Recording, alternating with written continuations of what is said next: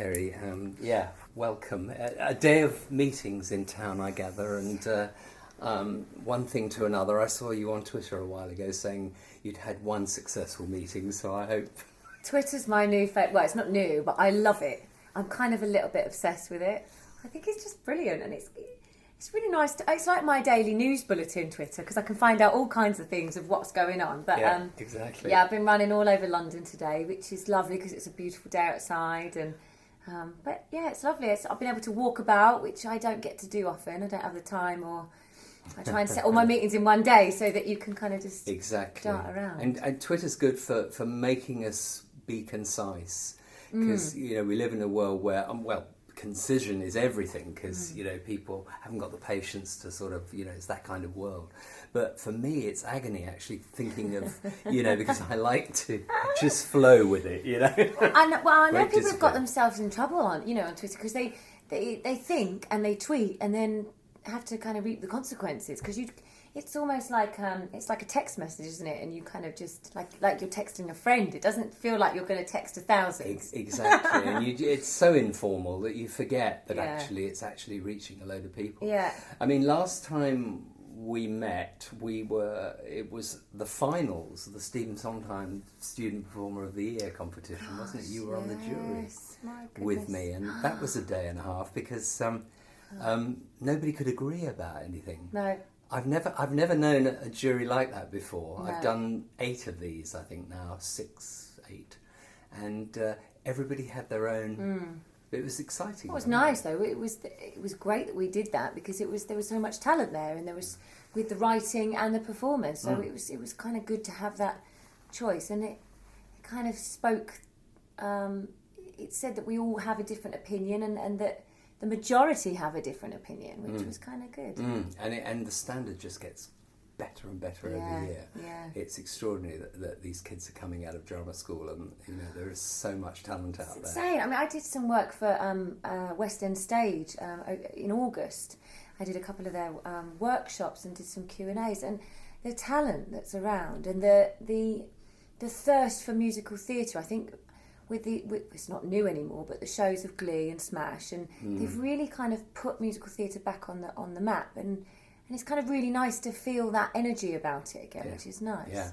Now, the first time we met, we were talking about your we were rejoicing in the fruits of your first album with Brian May. Yeah. I mean, that's been such an interesting relationship. Now, I gather you're back in the studio, and this is your second album, also with Brian May. Yeah. Born Free? Well, is that the working title? I think it will be... we've basically been performing live an acoustic version of Born Free. Basically, in March, we went out to Shamwari in South Africa, and we're involved in a documentary about trophy hunting and about how many lions we have left, and seeing what lions actually in their environment, and what a point we're at with someday people might not even see a lion in the wild, and it was a really interesting trip, and from that trip Brian and I did an acoustic version of Born Free, which we've kind of been performing at various places, because obviously Brian's very heavily involved in the British wildlife. He certainly is. I mean, recently with all the badger publicity, it's horrific. His animal welfare is horrific. Good for him. And I often say to him, because I know he gets a lot of grief, from farmers and from people that are on the other side. Yeah, some people think people are too romantic about. Yeah, and it is animals. difficult. But I say to him, you have a voice, and you can reach people that other people can't reach, and people will listen to you. So it's brave of him to use his voice and to shout about it, and to be a face on the television shouting about it. So the content of the new album. Yes, sorry, we diverse. No, I mean, I'm curious to know whether which direction you've gone in, and how it works with Brian.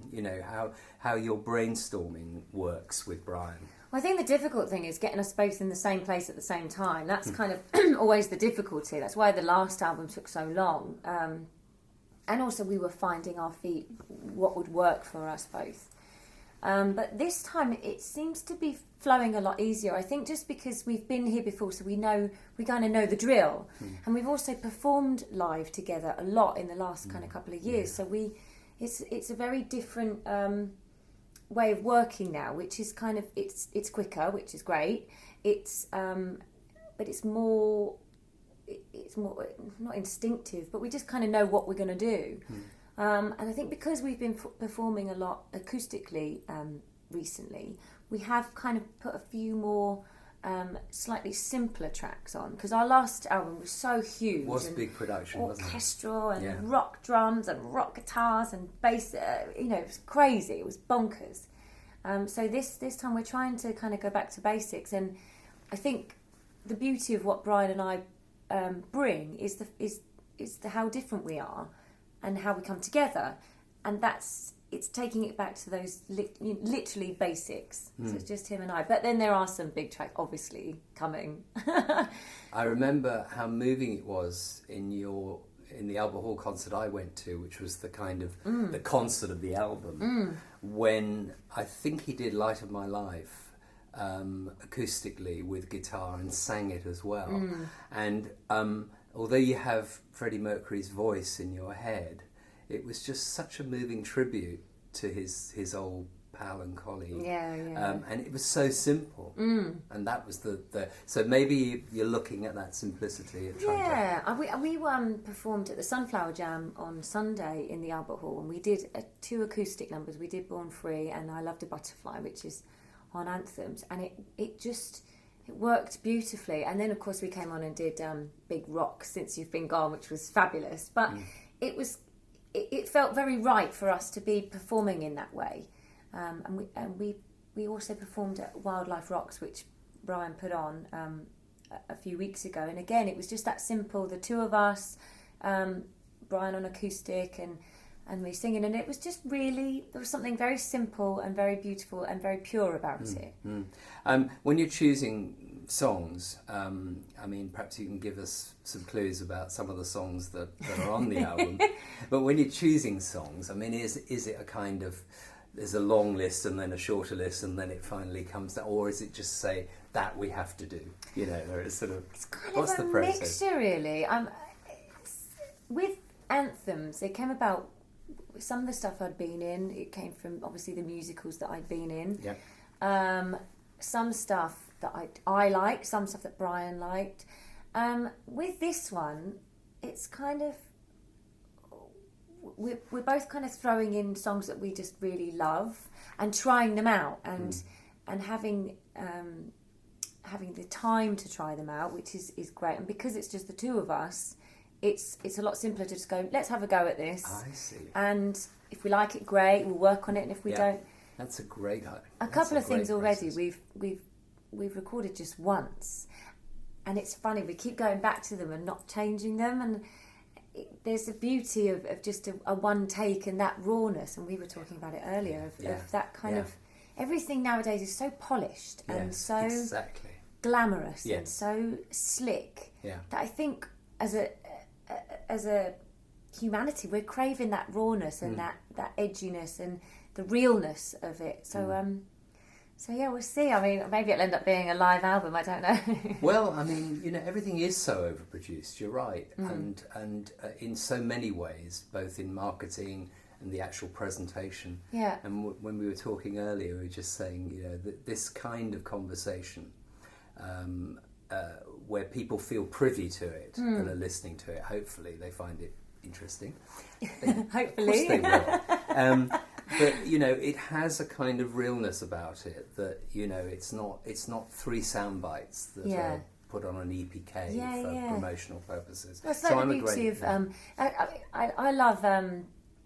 I love chat radio shows because of that reason. You're there with them, and it's like they're in your car or you're in their house, and I think that's the beauty of these kind of things, because you really feel like you're part of it, and you're there. And do you not shout at the radio when it's? Oh yeah, I do. I'd like to phone in sometimes, but I can't be doing with being put on hold. I always remember, there are 2 things I remember as far as Brian's concerned. One was when you did that gig at the Shaw Theatre with all those Wicked fans were just seen packing the place to the rafters. And then Brian walks on at the end. I mean, I was in the front row and had no idea it was going to happen. Well, no, did we, really? Really, it was kind of last minute.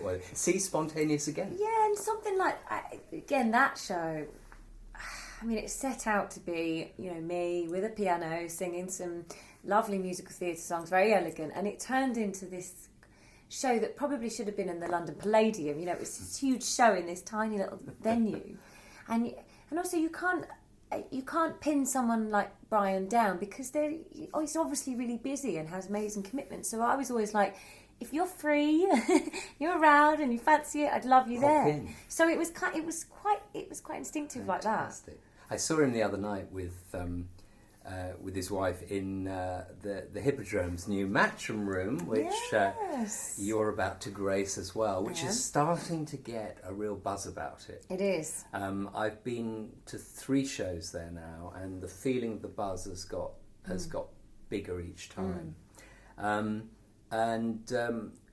Now there's a completely different ball game for you. Yeah. How are you going to approach that cabaret? Well, and I saw Maria Friedman there. Wasn't she fantastic? Oh, goodness. She's just class. She's just pure class. Absolutely. She's the rawness of musical theatre, and I think she's just an absolute star.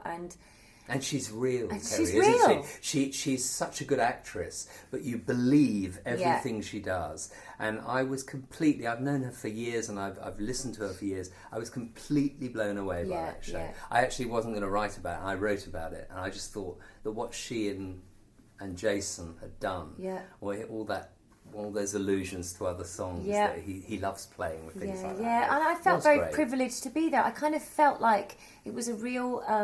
because it's very intimate in there, and the people that they've got performing is incredible. I'm honoured to be on that bill, and I felt honoured to be there, with her performing for just a few, literally 100. I think it's 150 people. It was magical,